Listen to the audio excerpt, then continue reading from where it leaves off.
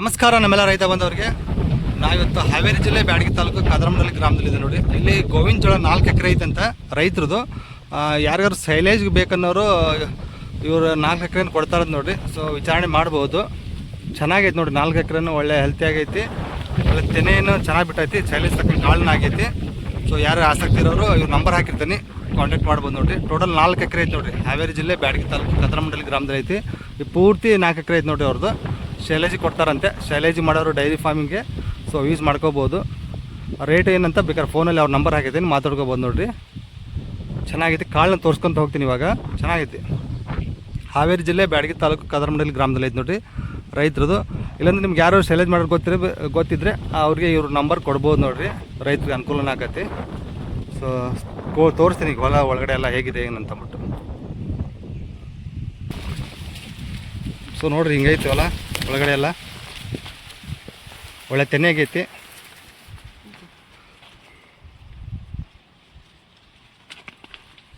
ನೋಡ್ಬೋದು.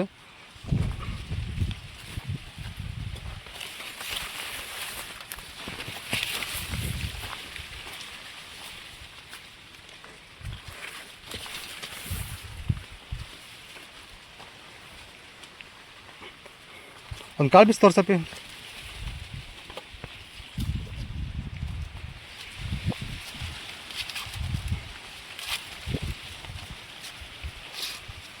ನೋಡಿರಿ ಕಾಳೆ ಹೆಂಗಾಗೈತೆ ನೋಡಿರಿ.